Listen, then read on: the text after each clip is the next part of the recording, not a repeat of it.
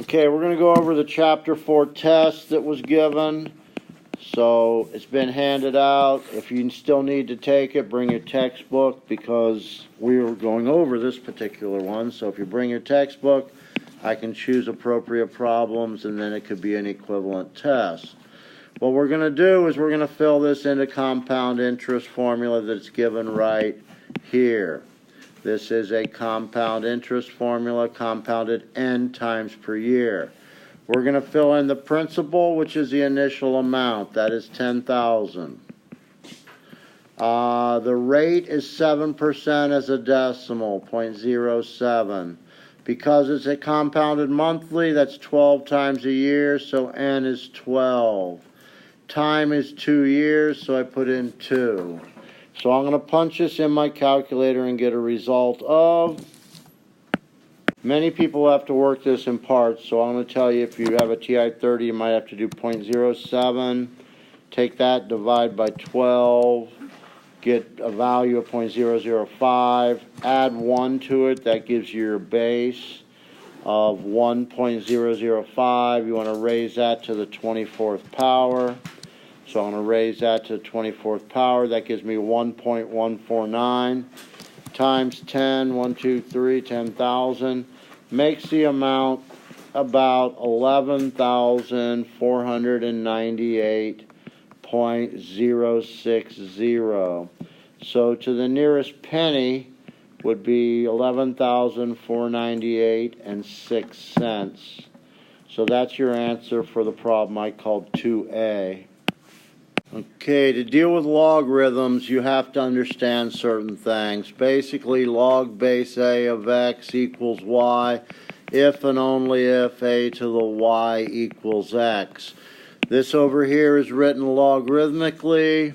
This over here is written exponentially, but they are really equivalent. They're the same thing. So that can be very useful in evaluating logs of different bases.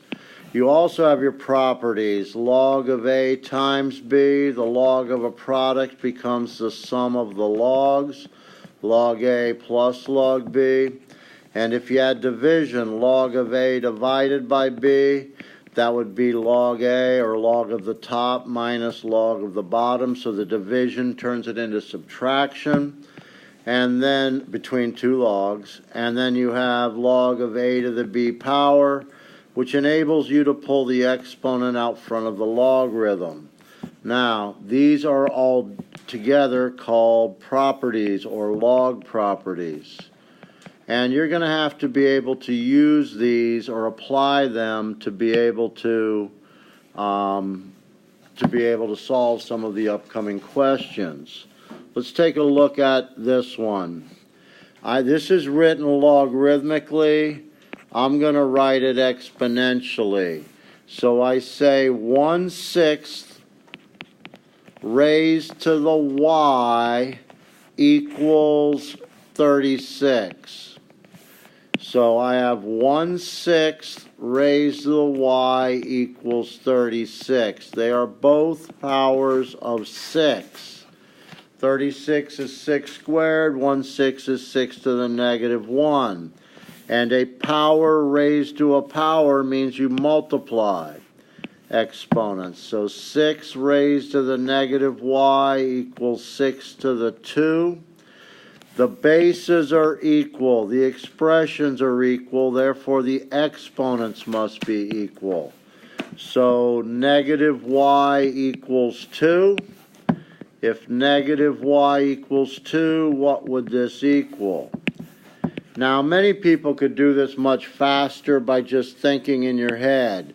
You know that 6 to the 2 is 36, so 1/6 raised to the negative 2 would be 36. So we kind of might have known it was negative 2 to start with.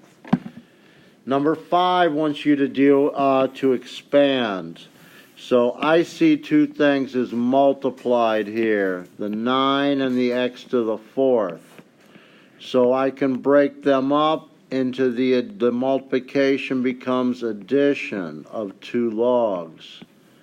Now maybe you know 3 to what power is 9, that would be a 2.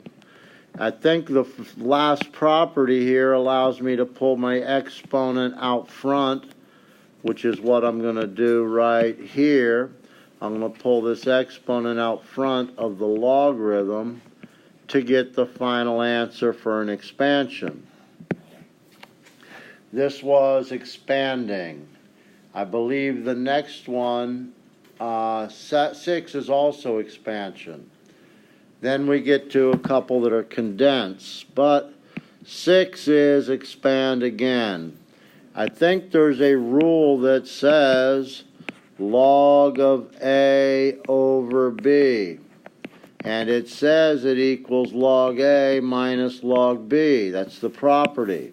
So I could do the log of the top minus the log of the bottom. Again, use your property, the bottom one that said a to the b power, that allowed you to pull the exponent out front of the logarithm. These are some of the properties.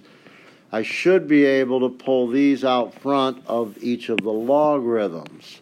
So the answer I was looking for was 2 log x minus 3 log y. That would be the expansion. Now, if you want to think about it this way, you're expanding it into multiple logarithms. When you condense, you should be condensing it to single logarithms.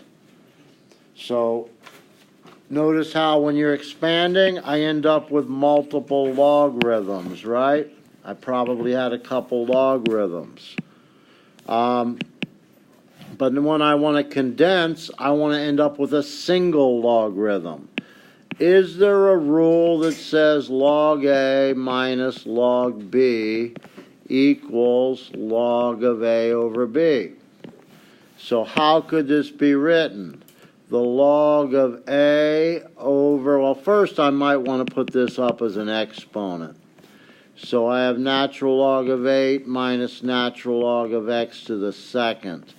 Now I might turn this into the division. Log of A minus log B could be log of A over B.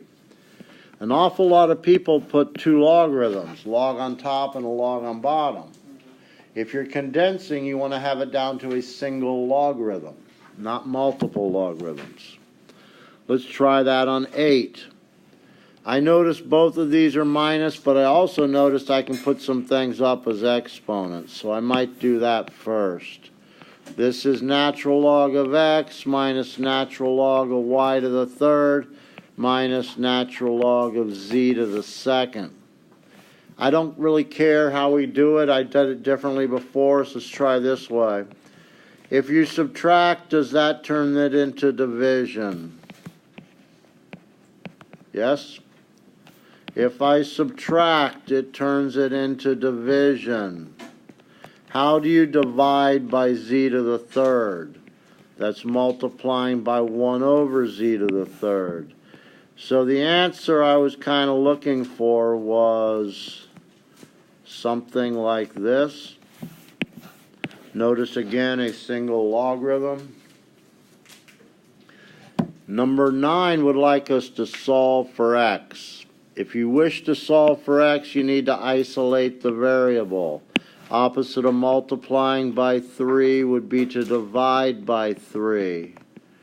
Now the base here is a 10. If it's not written, the base is 10.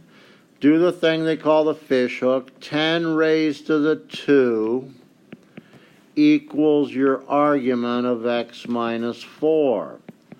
So if 100 equals x minus 4 and I need to solve for x, I think I'd end up with 104 for x. I apologize. I took a training on dyslexia and maybe some of it rubbed off on me because I'm noticing this is the 3, whoops, this is 3 goes up here, this 2 goes up here. So it should be y to the, I think y should be to what power? Y should be to the third, right? Y should be to the third. And z should be to the second. So you're right. I wrote down the exponents incorrectly on 8. Okay, on to number 10. 3 to what power is 12? Well, 3 to the second is less than 12. 3 to the third is bigger than 12.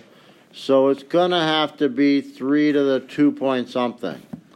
So I already know my answer is going to be 2 point something.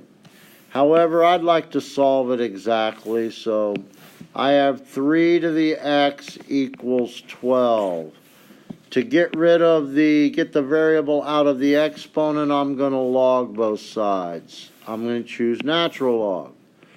Pull the x out front. X times natural log of 3 equals natural log of 12. The opposite of multiplying by natural log of 3 would be to divide by the natural log of 3. And this should give me about 2.262, something like that. Let me rewrite it. I think the answer was about 2.262 if we punched it in our calculator. This is the exact answer. This is the approximate answer. I think I accepted either one. And how about 11? What do you do with exponent? What do you do when it's added? Right here it's added. Log A plus log B. What does it become? Log of A times B. So this is going to be log of A times B. And now I'm going to do the fish hook. 2 to the third equals this, which would be x squared minus 2x. 2 to the third is 8, so I might subtract the 8 over to make it equal 0. Are there factors of 8 that add to negative 2? Negative 4 and 2. What makes these 0, however, are 4 and negative 2. The problem with negative 2 is you can't take the log of a negative. So if I put negative 2 into here, would I be taking the log of a negative? Yes, so that one does not work. The only solution is x equals 4. We could check it by plugging it in if you like. Okay, I guess that's it as far as questions that were asked on the last test we took. I just want to make sure you see the correct way to do them so maybe we can improve some grades. Good luck.